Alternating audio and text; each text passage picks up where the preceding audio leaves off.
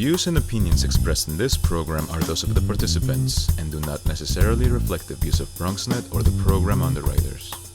Hello, everyone. Welcome to Open BxRx Remote, brought to you from my living workspace, Chari Executive Suite. I'm Rhina Valentin, your hosty Café con Leche every Friday. It has been a remarkable year forging forward remotely. And today, we're going to look at some of the most memorable interviews of 2021. A recognizable year of healing and redemption for us all, from a complete lockdown to a new COVID-19 vaccine, and most importantly, to the reopening of our beloved New York City. We sat and spoke with artists, entrepreneurs, authors, and learned how the pandemic shifted their mindset and impacted their creativity. So we invite you to sit back y prepárate. All this and more is headed your way because now we are officially open.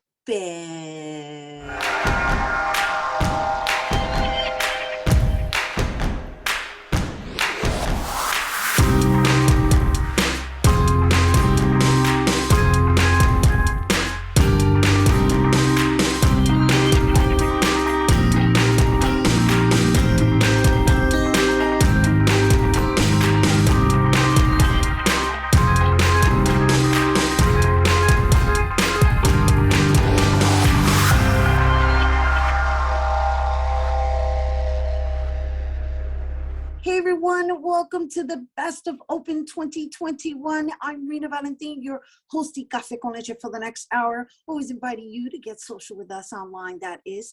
Tweet us and follow us on Instagram at BronxNet TV and like us on Facebook at Open BronxNet Television. And of course, while you're there, follow moi on Twitter, FB, Instagram, Insta Stories, and LinkedIn at Rhina Valentin. So one of the many recurring topics that we've discussed this year in Open is mental health. And for many people, dealing with the pandemic has been extremely stressful and collectively traumatic. So we had the opportunity of speaking to doctors along with individuals shedding light on this very issue. Let's take a look back on our mental wellness interviews. I think it's important for us to have this conversation, and thank you for taking the time to share it with our audience. Just at the beginning, like what would you figure, or what would you consider symptoms of either having depression or suffering from depression or suffering from anxiety, not having been clinically diagnosed? Well, the trick too, as you've hinted at, is we should take a step back first and just recognize the year we've all had, and particularly here in the Bronx, it has been such a challenging year for so many people that we don't want to pathologize or make every symptom of anxiety or depression a diagnosis. Right? It would be, in fact, normal for most people to have some symptoms of stress, anxiety, depression, associated emotions, given it's been such a hard time. So it's not like you're either normal and don't have any of this stuff, and then you've got some sort of mental illness and you have this stuff. Most of us are on a spectrum where we have most of this stuff anyway in little bits and pieces, and then to get diagnosed, it's when it reaches a certain level what we can talk about. So I just want to be clear though, to experience some anxiety or depression or other emotions that are challenging in the past year, that given what we've had, would be perfectly normal. And in fact, you would expect most people to have some of those. And so what could a person do to, okay, let's say on a mild spectrum level of recognizing that some of these symptoms are part of our everyday, what could a person do to overcome it? Is it something that can be holistically healed? Yeah, I think there's lots of things that people can do to keep it in check when it's not necessarily at a level that we would diagnose as having a psychological disorder. Right? To be clear, there are times when it does become a psychological disorder, and even those are quite common now. There was a recent poll done by the American Psychiatric Association where roughly half of parents polled believe that their child's mental health was in question in the past year with symptoms of depression and anxiety. It was just about 50%. So there are a certain level of people that will reach a problematic level, but even that's relatively normal, and it would be perfectly fine to then seek help if it's becoming a level of distress where you're finding it difficult to function either in your job, in your social life, in your home responsibilities, or you're having thoughts about life not worth living or suicide, then this is beyond when we'd want to do minimal level approaches. And that's when it's a good sign to try to reach out and get help. We are so excited about this initiative you've chosen to take on. First, I'd love to open up with asking why the high schoolers, right? No, because they're the ones that always feel misunderstood. So I think it's a great choice of demographics, but just why did you choose the high schoolers? Yeah, I remember my high school years. I remember those moments of feeling alone, of feeling isolated. And so the high school demographic is something that I particularly take to. Those years of like social anxiety and peer pressure and bullying and now social media, it has exacerbated whatever pressure that we've probably felt when we were kids, it has increased. And so I think that that's a demographic that can't be overlooked and we need to pay attention to and care for. You're so right. And it's so lovely that you've chosen to take on the next generation. And I'm always applauding anyone and everyone who takes on the next generation, because we as adults are dealing with it, and we're dealing with it at least coming from a place of having more experience in life. Whereas the next generation and even the generation after them, it's going to be really challenging for them in their development. So this outlet of being able to put it on paper and kind of sort it out for themselves is really, really a wonderful initiative. So talk us through exactly what the actual workshop looks like from beginning to end. Sure. So part of what I say is that I want to be the person that I needed when I was younger. And so I know I needed a caring adult, someone to guide me through whatever emotions I was dealing with. And my parents went through a divorce and it was really difficult for me. And so things like that. And so the workshop will start with just welcoming them in, and with whatever music in the background, and we'll do writing prompts. So I'm using culturally relevant poetry, music, things that speak to the youth that is relevant, right? So we're not going back to Henrik Ibsen like I did in high school or something, and a dollhouse, which is great literature, but the youth need to relate to the material. So it's culturally relevant writing prompts, and that will guide them through writing. We'll do an icebreaker to make them feel comfortable and at ease with one another. And when they're ready, and if they're ready, they can share it out. There's something that happens when you get the thoughts and the anxiety out of your head, out of your body, and onto paper.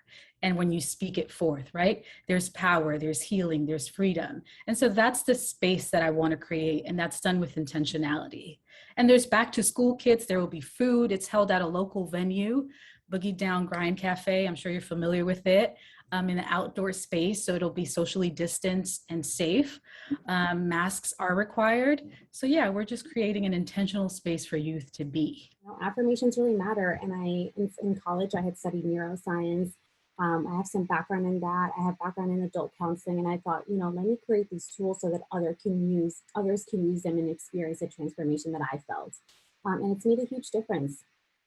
Yeah, I get it. I'm really taking in everything you're sharing deeply, because it's really a matter of perspective, right? And that's how you're living in your day, right? Yes. So it's like you made this decision that, well, I have to deal with this chronic pain. So the question becomes is how I deal with this chronic pain. That's exactly right.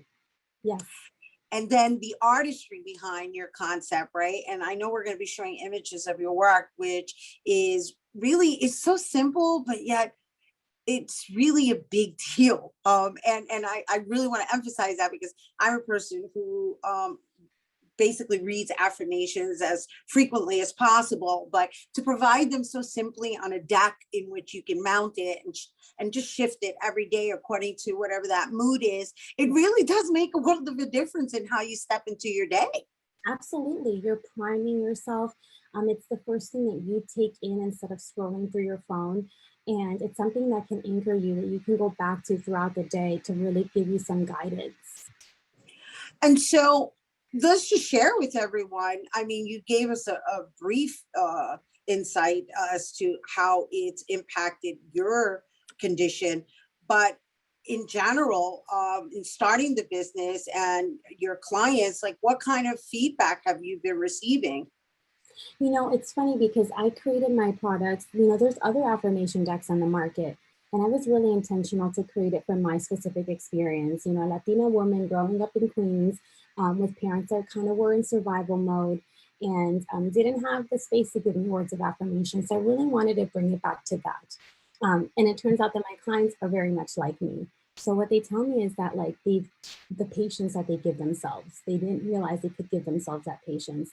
A lot of them use my affirmations in Spanish, and they feel I like, was going to just ask that, right? Because you said Latina, so I'm assuming you made them yeah, bilingual. I do. So I have my affirmations in Spanish, and I have people tell me that it's like they're healing their inner child in their native tongue. They're saying the loving words that maybe their parents didn't have space or the conscience to give them back when they were 5 or 6. I have people that do it with their mom. I have people that do it with their sisters. So it's like another point of connection. I think that, you know, we've gotten to the point where affirmations are widely accepted and they're all rooted in science. It's not something woo ha ha. It's something that's rooted in how the brain works. And the fact that we have things like neuroplasticity, where when you do something enough, your brain changes, then why don't we use that to our advantage and help work on ourselves? Those were some great informative interviews, timeless pieces we can reflect on as reminders to the importance of self-care. Speaking of which, staying fit and eating healthy during the pandemic was also a highly discussed topic. We spoke to the owner of Sacred Moss, Plantega, Black Rican Vegan, a fitness coach, holistic healing, and more on Open this year. Let's take a look. Thank you so much for having me. So excited to share all about CMOS and more. Yeah, we're really looking forward to learning more, especially me. Let's just share with everyone a little bit about the benefits of CMOS, because quite frankly speaking, I found that it was a trend last year, and I myself attempted the CMOS trend, and because I understood that CMOS contains 92 of the 102 minerals that we need in our bodies. However, I will say it wasn't exactly the most pleasant tasting experience. Yeah, I totally understand that. That is my most asked question, is like, what does it taste like? And it has, first of all, it has so many benefits. You are absolutely right. Our bodies need 102 minerals, and CMOS has 92 of those minerals, right? So overall, I think we are nutritionally deficient. Our food is nutritionally deficient. And I think, you know, it's important to begin to add the nutrition our body needs so it can thrive. As far as the taste, you know, a lot of people who taste it, because I do taste tests whenever I go somewhere and I have CMOS, they're like, oh, it really doesn't taste like much, or it really doesn't taste like anything. For me, also, it's about the texture. It's very gelatinous. It's like almost like a collagen. So I hide it in things. Some people can love to eat it right off the spoon and think the taste is fine. And for me, I'm like, okay, I'm going to put it in my smoothie and my juice and my, you know, whatever else to hide it, and just blend it. And I think it's a great way to get the nutrition that you need without worrying about the flavor. But Right, and so how much of it is recommended on a daily basis? Let's say from your gel jar. Yeah, great question. So recommended is 1 to 2 teaspoons daily. Let's talk about Plantega in the forms that you've created, right? So based on everything I've researched, right, and you just informed me that there's one close to where I live, which I'm really excited about. But it's a refrigerator that is vegan based, right? But then there's also grills that also cook vegan. And so is that like a course or something? Like talk to me about the whole structure. Yeah, so what we do is we reach out on social media, and we also put the footwork in, walk around New York City. We try to figure out locations that currently don't have plant-based options, or locations where you know, you would never expect people to even think about eating a plant-based. And we go to the bodegas and we just pitch the idea of, hey, we have all these plant-based items at a great price. We work directly with these companies. We can provide you an entire plant-based menu for the grill if you can dedicate us half of the grill to strictly the plant-based meals. And we'll train the cooks. We'll come by. We'll do all the PR, the marketing, which is something that Bodega's never had. And now we have this platform where, you know, we highlight other items that they have, the people that work there. And, you know, 9 out of 10 times the Bodega owners are like, hey, you know, I'd love to give it a try to see if it works. And they usually love the feedback. You know, the community comes, they bring positive energy. They're spending their money, you know, in their community, which is huge. And it's been a huge blessing. Sometimes I feel like it's like almost too good to be true. Talking about the movement, you're talking about music, you're talking about just being with yourself, right? And so again, going back to the discipline, right? Because the idea is that as a New Yorker, we were always in motion. We're walking here, we're walking there, up and down the subway. We've got the ladder, you know, the steps. You know, it's like it's a supplement for a step ladder. And so now that we've got this new norm, in the already you offered this half an hour break if possible. Is there a certain routine that should be incorporated to target every aspect of the body that you can do within that half an hour that doesn't come across as work? You know what I mean? Like, for me, when it comes to training, it's like, can we make it fun in a way that we're being conscious of what we're targeting? Yes. To really help with that is going to be, okay, there's 1 or 2 ways to go about this. You start out with very beginner-friendly body movement, because movement for the body is good. Whether it is beginner, intermediate, or advanced, movement is movement. So just reminding people that you don't have to start out running, jogging, you know, like you're in a race. Just lifting your legs up, flexing the knees, you know, doing squats, whether you're holding onto a chair or a broomstick while doing it and lifting your legs up. To you, that may seem like nothing, but to the body, it's a lot, and it's a good step in the right direction. The other piece is find someone who motivates you. You know, a lot of people, I talked about this in 2019 on your show, I remember, a lot of people take on this new lifestyle change alone. Leave some of it to the experts. That's why they do it. Because I literally wake up and I'm like, yay, workout 6 a.m. And you're like, snooze, snooze. I don't want to get up and do that. I'd rather wake up and just drink coffee.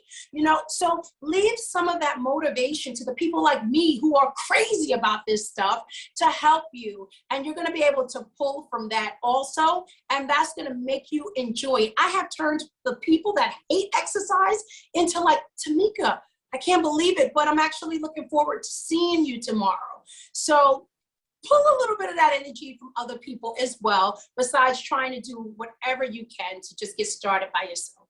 I want you to take us back to what you were doing prior to the pandemic, and how this has been part of, how this became your lifestyle or became part of your life, and then how you've been able to now recreate these, I want to say Latino dishes, right?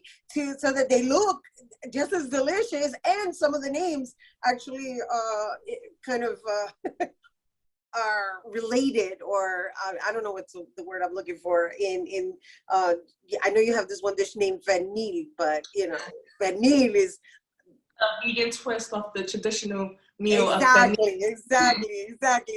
So let's talk about before pandemic into how you've evolved into this full-fledged business. Prior to the pandemic, I was just a working girl, always working. I was working in a school, working on a rooftop, doing catering gigs, and I was also running a meal prep business called Prep to Go, where I take orders Mondays like I do now and deliver on the weekends. When the pandemic hit, the kitchen I rented out, we couldn't work in there any longer because of the social distancing in the space. I guess clients didn't feel comfortable with having a lot of staff there at once to cook the food. So I just had to put a pause to it. And I took my boredom and made something out of it. I was cooking for myself actually. And I just started posting it on my Instagram page, and people was like, oh, what's the recipe? It looks amazing. I had the one dish that kind of blew up, the vanilla meal that I made out of jackfruit. And everyone's like, that's not me. that's not pernil, what? And the empanadas was always a craze. My family loves it, my friends love it. They would pay me to make it for the events or baby showers or family gatherings. They just loved it so much, and I couldn't believe it. I'm like, they're vegan. They're like, we couldn't tell, the flavor is still there. So I'm like, okay, so let me make a page, Black Rican Vegan. It's funny because I thought of Black Rican Vegan 4 years ago in 2016 when I first went vegan, and it was actually Black Rican Vegan. And my friend was like, drop the A. I was like, all right, Black Rican Vegan. I had the logo and everything. So I was like, okay, fast forward 2020, let me do something with it. So it just started off as a hobby, posting recipes, sharing what I cook, and everyone's like, no, I gotta try this. I never heard of that. I never heard of vegan paneer. I wanna try to make empanadas. I started doing vegan fish, vegan chicken. They're like, oh no, we have to try this. So I said, okay, I'll put out a menu. April 6, 2020 was when I put out my first menu. It was 2 items, and people started buying. And they're like, oh, I'll cash app you, I'll give you cash. I rented a little car, and I started making deliveries on my own, cooking the food on my own. And every week I just kept putting out a menu, putting more food on the menu, expanding to my delivery zones. I deliver now to Brooklyn, Queens, Manhattan, the Bronx, expanding to different states. I did pop-ups in Miami. I did pop-ups, did one in LA, and yeah, it got crazy. The word of mouth has been crazy. I'm 34,000 followers in, and I'm not stopping. So it's just been a crazy ride. We're taking a quick break, but there's more of the Best of Open when we return.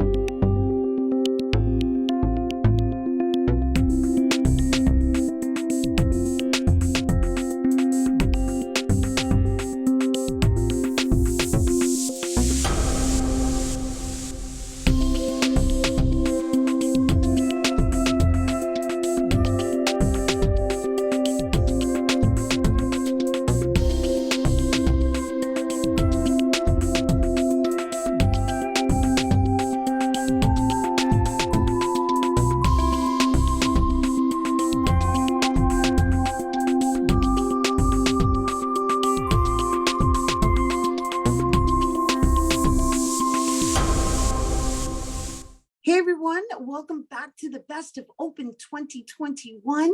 Here on Open Friday, we love showcasing different types of films and theater productions. And this year, we highlighted new documentaries, new theater productions, including my play, Sancocho, which debuted and was performed at Lincoln Center. Super excited about that. Let's take a look. Wow. Thank you for your service. And you know, as artists, and of course for putting our frontliners in the front lines of our storytelling. I love your mission, and I would like to begin with Jacqueline, just to discuss a little bit more about the style in which you've chosen to tell this story, because it's very artistic and poetic, I might say. Yeah, thank you so much for amplifying the story that we're trying to tell. So what I thought was really important in telling the story of Filipino nurses was to make it culturally relevant for the community that it is telling the story about. And so I thought it would be great to incorporate not only the voices of actual healthcare workers who have ties to the Little Manila neighborhood in Queens, but also have Philippine dance help tell that story, not only of who we are as Filipinos, but also different forms of care beyond like how we think of care. You guys, you gentlemen are doing really, really great work, and congratulations on another documentary making its debut. The last time we had you on, Eli, it was for Bakboso, and now we have this. And I you know, let's just start by discussing how you choose your topics. Like what really drives you and in your choice of messaging. So I would say that oftentimes I'm not choosing a topic, the topic chooses me. What happened in this film is I was in California and the hurricane happened. We have family on the island. We wanted to bring support. We knew that money and goods wasn't getting to the island. So Khalil, the family, the community came together and we took donations. I showed up at the airport with 36 boxes and went back to the island. And after my week was up giving out donations, I felt like I had more to do. And so I didn't leave. I called my brother, said, I'm staying on the island, moved me out of my apartment. And it's been 4 years now that I've been living here in Puerto Rico and working with the people on a just recovery. And so this is just the story of our life. It's not like, oh, I came here to make a film. This is what happened naturally. In the journey, it looked like you were part of this evolution.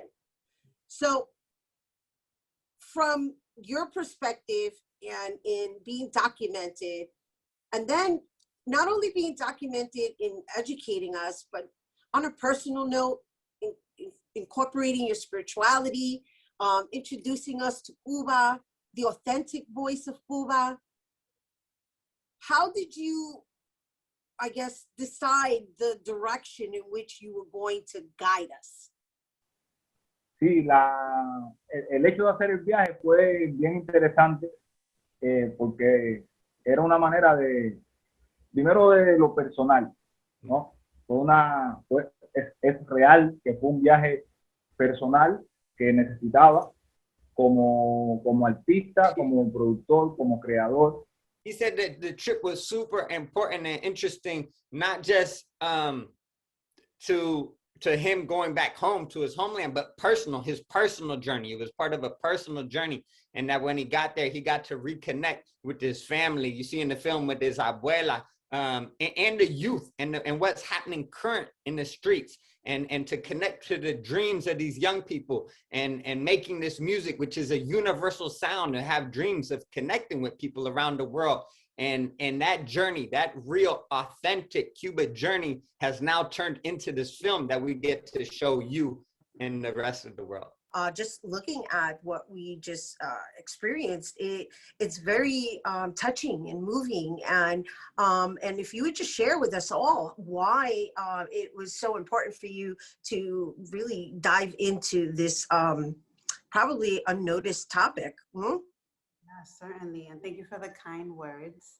Yeah, the reason that I made the film is because the film essentially portrays a world that is very similar to my mother's world. My mother raised 4 of us as a single working mother in New York City, working a low-wage job, working the night shift.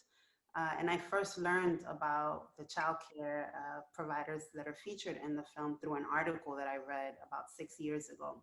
And the article was really focused on the fact that in the US, people are increasingly having to work more than one job to make ends meet. And that oftentimes those jobs require, irregular hours or non-standard hours, overnight hours, and then asking the question of, given that reality, who was looking after people's children? And as I read the stories in the article, I was really taken back to my own childhood and really thinking about my mother's experience and, somewhat of my own experience as a single working mother.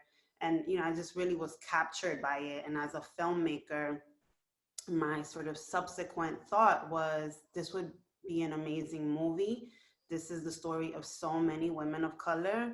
It's a story that is pretty invisible in the mainstream, and we deserve a film about our experiences and about our lives.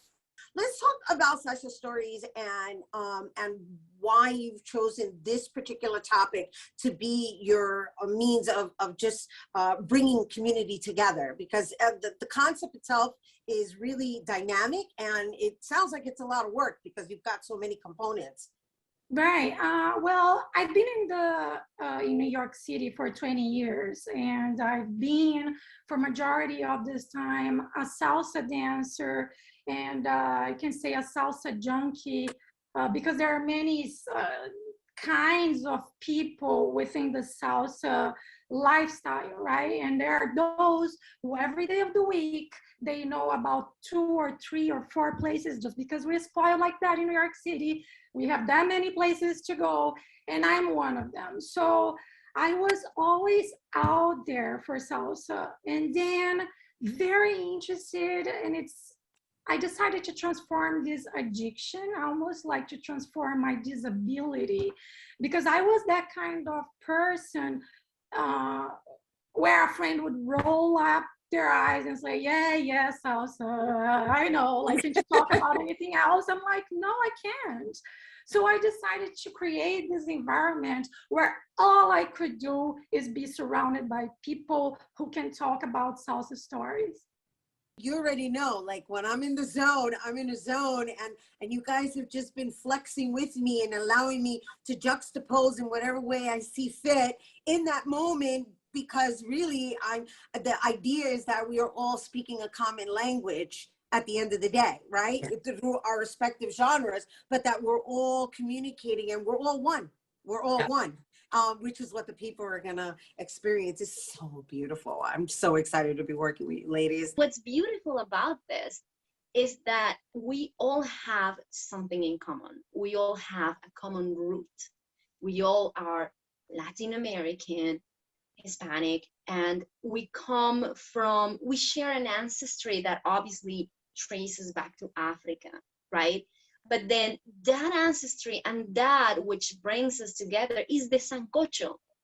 I grew up with sancocho in Colombia. I remember that at my grandmother's house. So of course, when Rhina tells me that I am to perform to the voice of the grandmother, I'm like, what more appropriate than this?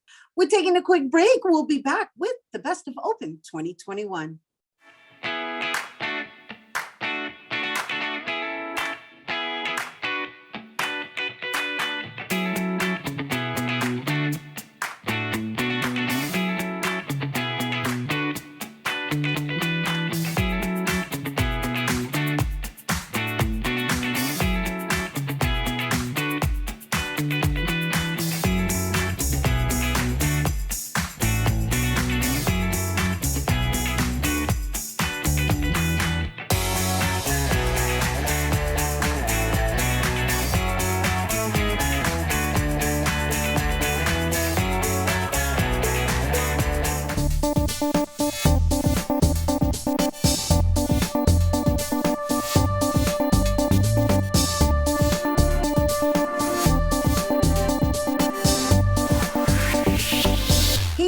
Welcome back to the Best of Open 2021. Rhina Valentin here. And so this year on Open, we also had the opportunity to present many authors who incorporated their Hispanic heritage and culture into their literary writings. And let's take a look at our 2021 author interviews. I love the category of women that you've chosen to write in this children's book form. I'm going to just mention a few, and I mean, we could be here all day, but we don't have all the time. So because, you know, you've got Mama Tingo, which, you know, she's a farmer, but she was also a woman who stood up for her rights in the properties, and then you have Maria Montes, who is the queen of Technicolor, and then you have Little Giants, which is about 10 women that you've chosen from different Hispanic cultural backgrounds. And of course, I introduced you with Be the Dreamer, and I also wanted to mention Candy y el Zorro, which is Candy and the Fox.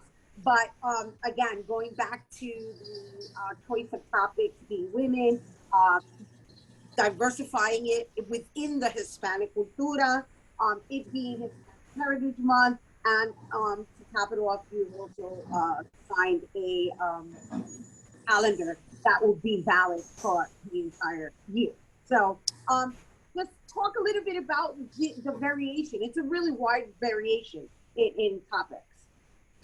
Being Dominican, my first book is Mama Tingo because I grew up hearing about her, but I didn't know who she was.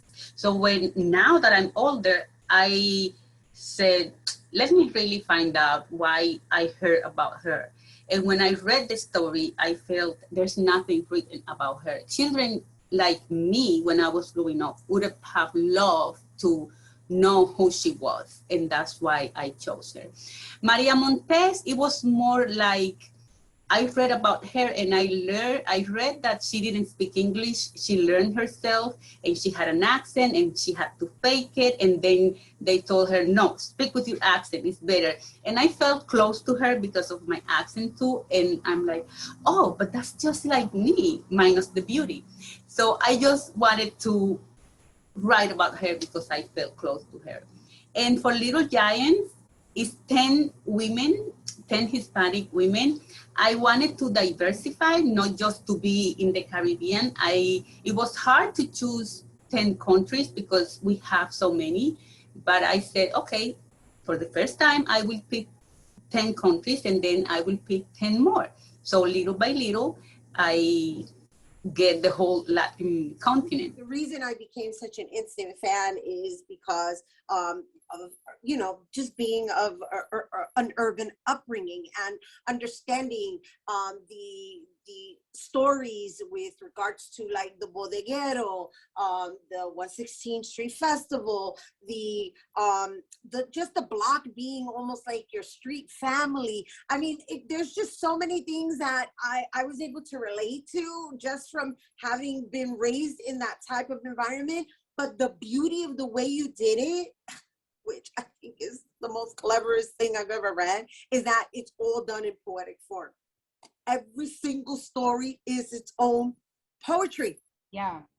I didn't think I realized that my life was so poetic growing up, you know, that it was its own art form, because we are, I think, taught to see all of the ugly things, or that, you know, our neighborhood is ugly, or the way we grow up is ugly, you know, and there are ugly things in our lives and in our neighborhoods, but there's so much art and there's so much innovation, and there's so much resilience, which is a word that I struggle with because we didn't grow up being like, I'm resilient, you know. Right, I mean, right. we talked about, you know, the bounce back. Oh, the bounce back is going to be, watch when I bounce back, right? But it wasn't framed as we were artists, and we were always artists. And so that was something that I wanted to capture in the book, is how beautiful our lives were and are. And I really wanted young people to just look around at the regular, you know, like Cardi B says, the regular, degular, you know, the bodega, the fiao, like hood credit, right? Like this form of economics that is developed in our communities in order to take care of each other, right? There's this big push, mutual aid ever since the pandemic happened. And I think that a lot of people might think that mutual aid is new. We've been taking care of each other. Exactly, right? exactly. Going to the bodeguero with a little note on credit, you know? Right. The whole notebook, it was a system. We were organized, right? Exactly. And so, you know, these are things that we have cultivated out of the need to survive.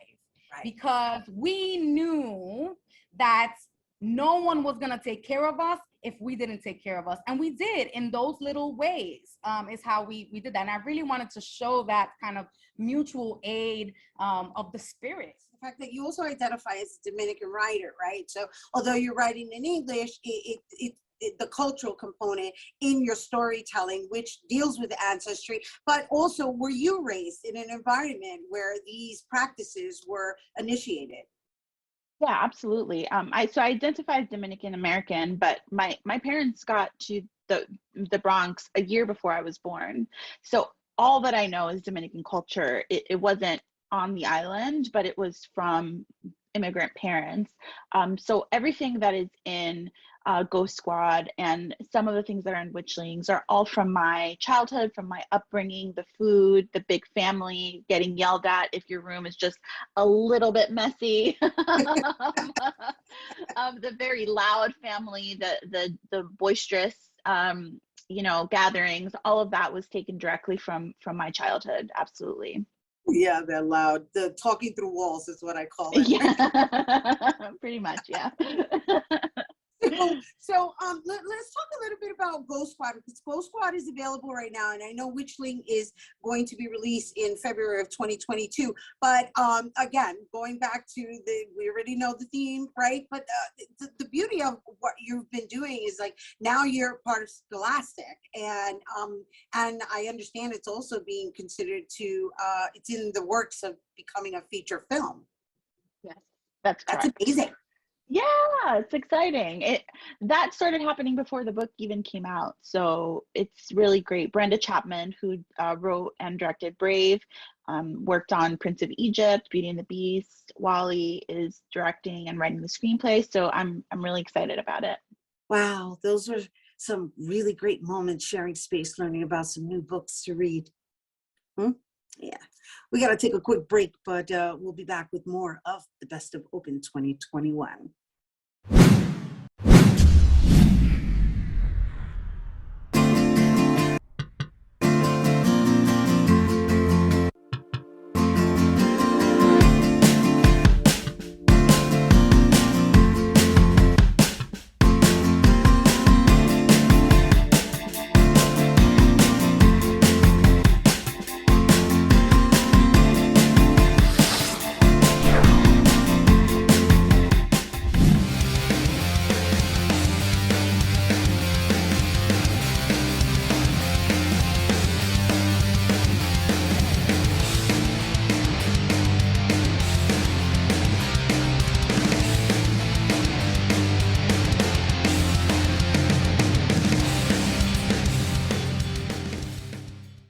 We begin our look back at the sports world in 2021 with part 2 of our reflection on the year. Last time out, we showcased 4 interviews from the first part of the year. Giants great Tiki Barber and baseball legends Ron Swoboda, Dave Parker, and Ron Bloomberg.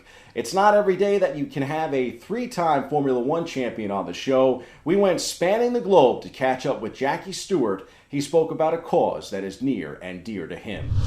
Today, Sir Jackie, you have spent plenty of time racing against dementia to find a cure. Dementia has no cure and no preventative medicine.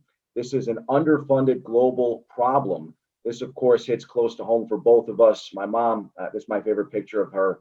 She passed away in 2019 with dementia and COPD. And as you mentioned, your wife of nearly 60 years, Helen, is coping with dementia. Tell us about your charity, Race Against Dementia, and your goals for today and the future. Well, the fact that after over 45 years, there's no cure or no preventive medicine, you've just said it. That's ridiculous. I mean, people go to the moon now. People go into space now, and yet we cannot find a cure for dementia. Now, this up here is more complicated than any other piece of kit in the world, no doubt about it. However, having said that, the medical profession to some extent are somewhat guilty. They've done a great job with cancer, but because it's been so complicated, because it's such a long, different business of trying to get a cure for it, they've given up, basically. I mean, there's much more money goes into cancer research because it's a lot of public giving money than goes in to dementia. I mean, we have trouble raising enough money. Now, we're using Formula One as an example because Formula One is without doubt the fastest problem-solving activity in the world. I mean, there'll be a Grand Prix this weekend in Portugal. And after that Grand Prix, there'll be 6 major changes in that car within 10 days. Designed, manufactured, and tested. Now that's change. So we send the PhDs that we buy with the money that we get from the general public. We buy PhDs from the best universities, medical universities in the world. Now today, because of the internet, we know who these universities are and the grades of all the men and women who have come to the top. We then offer them and guarantee them and pay them 5 years in advance. And we look after them, we dress them, we send them to public speaking courses, and we take them to McLaren and Red Bull to see how they work. Their workplaces are even more clean and tidy than a laboratory in medical worlds. So they learn from that. We're trying to accelerate that side of it. And I hope in even my lifetime, we've got something significant to offer. In July, we were reminded that miracles do happen. John Harrington from Miracle on Ice fame joined the show. And over 40 years later, the story from the ice of Lake Placid is still as chilling. So awesome to have you here on the show. I'm about to make us both feel very old this morning because I'm not sure how many times you've been interviewed by a sportscaster that was actually born on the day that you guys ended up being the Miracle on Ice team, but you're talking to one right now. I was born on February 22nd, 1980. Nice. All right. It was a big day. I know I can't believe that I'm 41. Can you believe that it's been 41 years since that very special moment?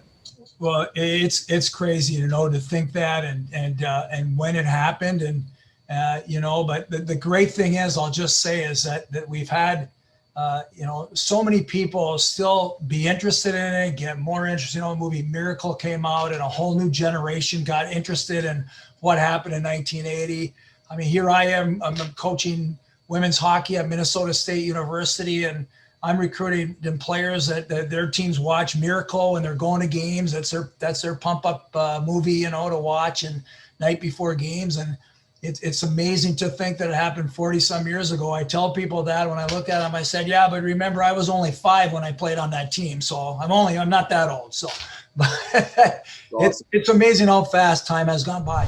Willie T. Ribbs is a shining example of achieving your dreams too, even if his road to becoming the first black to race in the Indianapolis 500 wasn't without extreme challenges. You're a racing pioneer. I know sometimes when people give out those kind of great titles to someone, you might not necessarily feel that way, but you absolutely are the Jackie Robinson of motorsport. And your story is so beautifully told in this documentary, Uppity. I want to showcase my collection of t-shirts here. Our fans at home should definitely check that out on Netflix. And to me, Willie, there is no Lewis Hamilton without Willie T. Ribbs. And it's hard for me to fathom that in 2021, as a man that became the first black driver to test a Formula One car, there's only been one black driver in F1 in 71 years of racing, and that's Lewis Hamilton. And you can make the case that the 7-time champion is the best ever. Oh, no doubt. I mean, he is on the verge of winning 100 Formula One World Championship Grand Prix. The nearest guy to him is 77. Okay, that was Michael Schumacher. He's won more races. He's had more poles. He's done more than anyone. He's equal to world titles at 7 with Schumacher. He could, before he retires, he'll be at 8, maybe 9. I mean, he set the bar so high, it's almost, impossible for anyone to equal it, let alone break it. So, I'm proud of him. I'm proud of his resolve. I'm proud of his toughness. Through it all, we learned to go the distance. Life is beautiful and a true treasure, something 91-year-old author Robert Daly exemplifies. So many of these books, grow out of pretty much you immersing yourself deeply in studying people and subjects that really seem to fascinate you, whether it was Grand Prix racing or opera or bullfights. And one of the discussions that you and I have had is really just how some of these personalities are very similar, whether it's an F1 driver or even a bullfighter. Yeah, they are. Bullfighter and Formula One driver, even to the danger. But and a bullfighter basically is just an athlete or a dancer. Think of them as a dancer. They're very beautiful dancers to watch, and etc. What can I find in these things? I fell in love with them all. Love really is the answer. If you love something, you see everything. You immerse yourself in it. You keep asking questions. You want more. And then when you're overflowing, it flows out onto the page. At least it did with me. That's your look at sports in 2021, narrated through the voices of 8 different figures that we featured here on the show in the past year. As a special treat, I will leave you with aspiring NFL player Ryan Greenhagen, a bonus interview. The Fordham star and young athletes like him are why we do what we do at BronxNet.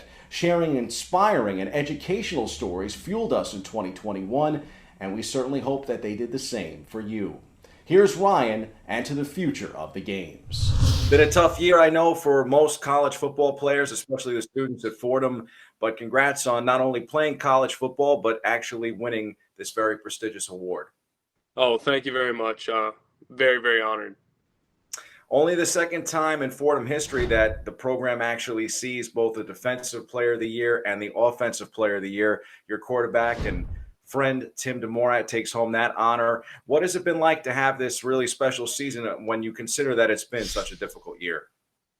Yeah, absolutely. I think that the last year has been hard on everybody. That's not limited to the sports world, but for guys that are guys and girls that are athletes, it's tough when such a big part of your life is kind of taken away. So it was a blessing, and I got to thank the Patriot League, the university themselves, all the supporting staff, facilities management, equipment, training staff, our coaching staff, and my teammates, because it wasn't easy. There's a lot of things that have to go right in order to be able to play a football game and play a season.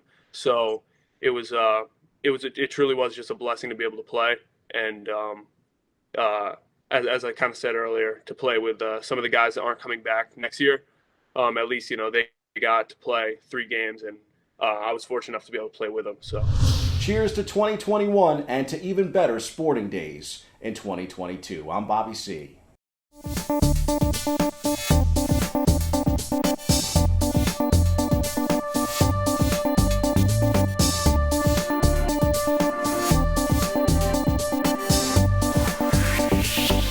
Hello and welcome back to the Best of Open 2021. And Open Friday simply wouldn't be Open Friday without our Open Artist Spotlight. It is the highlight of our show, and this year we spotlighted so many talented singers, musicians, dancers, and poets. Let's take a look at some of our most memorable remote performances of 2021.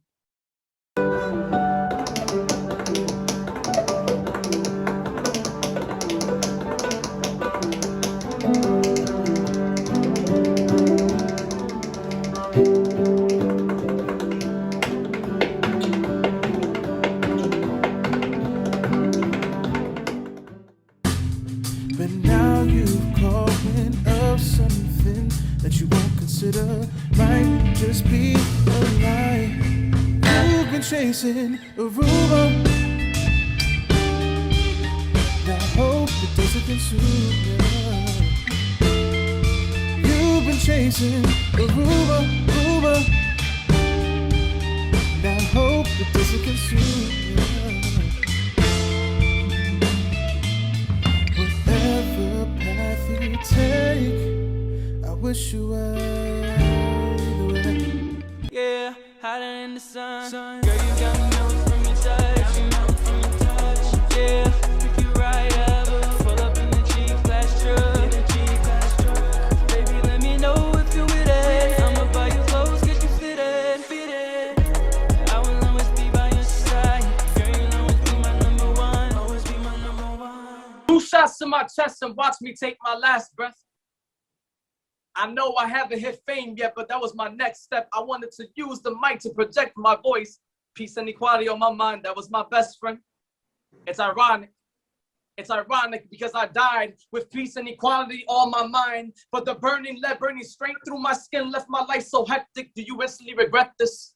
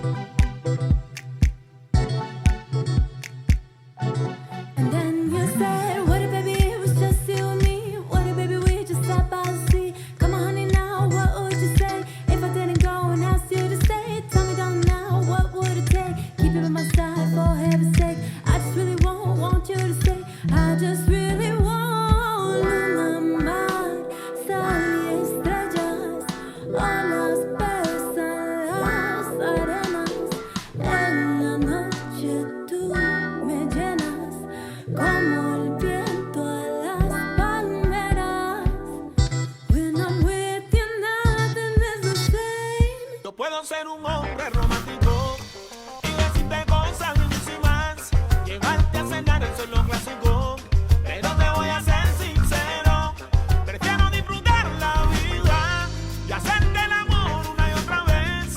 Por favor, tú no me pidas lo que ya te di una vez. Sabes lo que quiero sin decírtelo. Una niña mala con cara de buena. Apaga tu teléfono y guarda el reloj. Nada se gana con pena.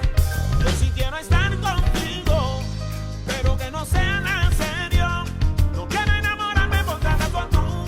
Te vas y me dejas en eso.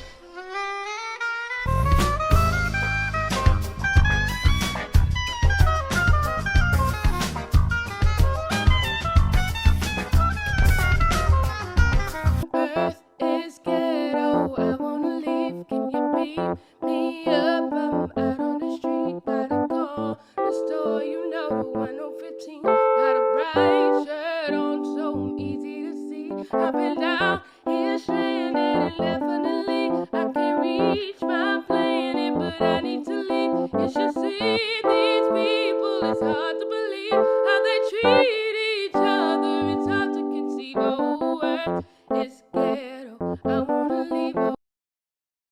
And there you have it. That concludes the Best of Open BxRx 2021. We hope you enjoyed our year in review. That is our show today, mi gente. Thanks to all of our guests for coming through this 2021 year. And thank you, viewers, for always tuning in throughout the years. If you missed any part of the show, you can check out the recablecast tonight and 24 hours a day at bronxnet.tv. I'm Rhina Valentin. And from all of us here at Open, may the universe provide paz, prosperity, y amor. Have a happy, healthy, and blessed new year.